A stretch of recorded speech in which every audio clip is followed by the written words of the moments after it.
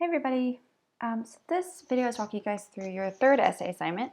And in our final unit, we looked at sort of postmodern texts post-World War II that take us up, like I said, from World War II up through where we are now.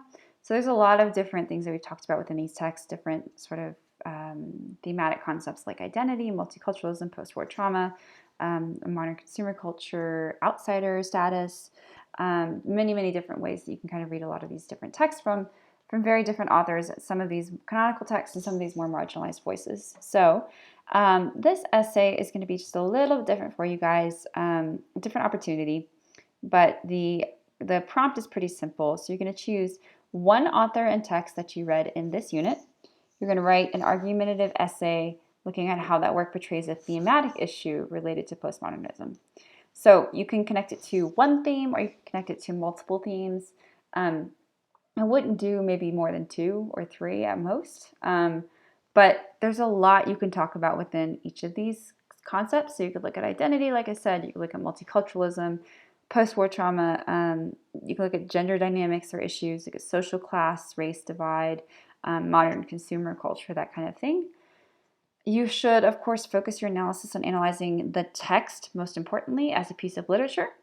So you should be bringing in specific literary devices to kind of analyze how the author portrays that thematic concept. So if, for example, you're looking at something like the importance of multicultural identity in modern America, you might look at, say, someone like Amy Tan or Sandra Cisneros' work. And as you do, you would pull out specific literary devices that kind of show that concept. So in this case, it might be something like the symbolism of the piano, or the music in Amy Tan's piece, or it might be something like the idea of dialogue in, or conflict, say, or dialogue in Woman Hollering Creek.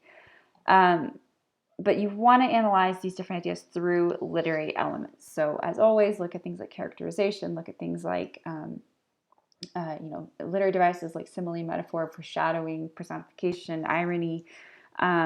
You can look at conflicts like man versus society, man versus nature, man versus man. A number of different ways you can kind of analyze these texts. So you want to keep it narrow, you want to keep it focused, you want to make sure you have a very specific idea that you're kind of talking about. And then, of course, secondarily, many of these are really relevant to the author's biography or the sort of situation historically. So something like Theodore Rothke or Sylvia Plath obviously have very specific experiences that contribute to their work and the thematic concepts within their work that you want to make sure is integrated into that analysis. But as always, the most important thing is that you keep the focus on the text and that you're analyzing the text and it doesn't become a biography essay or a history essay. Now, what is a little bit different here is that you can choose for one of 3 sort of formats or options for this essay. You can do a 3 to 4 page essay with a bibliography, a typical written essay. You can also do a 10-minute video lecture, which you would upload to YouTube, and then just give me the YouTube link in in the submission link to view. You can also do a 12 to 15 slide PowerPoint. And the differences here, of course, is that you are comfortable, if you're comfortable writing, and that's really how you best express yourself, and you want to do the written essay like usual, please do that.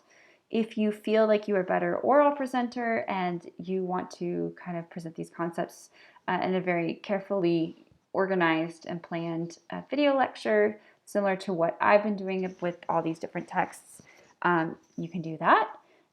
If you want to do something that's a little more visual and kind of has different aspects to it, you can do the PowerPoint. Now, I will say in each of these, I do expect relatively the same amount of content. So what I don't want to see is a PowerPoint with, say, 3 bullets on it with a couple of words. I do expect a relative same amount of text.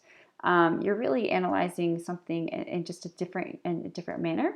So you might like to kind of give it some visual context. I've had students who have overlaid music, who have overlaid different images, graphs, whatever it might be. It really allows them kind of express themselves in a different way. Same thing on the video lecture. If you do that, then I still want you to create an outline. I still want you to have specific citation of evidence from the text, so you need to pull in quotes. Same thing on the PowerPoint. You need to have citations to say, like, this came from this author or this author. So what I don't want you to do is get on there and just kind of start going. I want you to kind of plan it out, organize it, make sure that it's a good comprehensive lecture.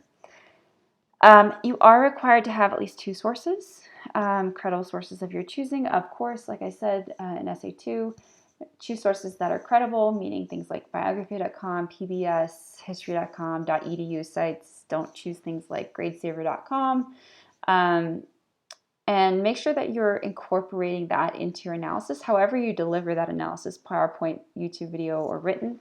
Make sure you're incorporating those quotes from your sources into your analysis to help support or prove your points. So, for example, if you are telling me that Theodor Rothke, My Papa's Waltz is actually not, how we read it in the analysis, is something different.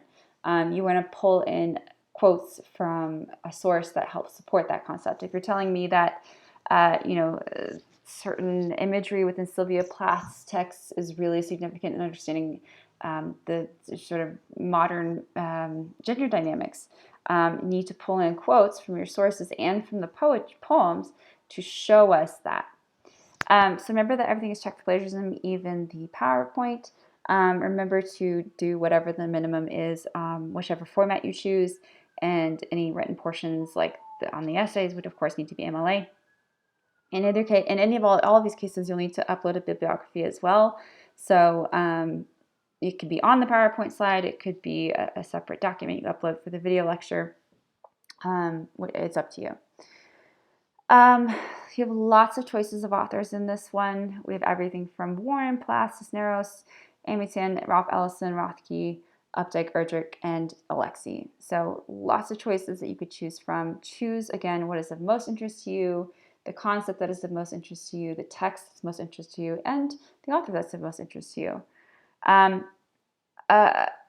Make sure, of course, that you're analyzing the work in depth using your knowledge of not only the historical situation, the biographical context, but also kind of the genre itself. So you might be looking at a poem, you might be looking at prose, and that might change how you kind of analyze that text.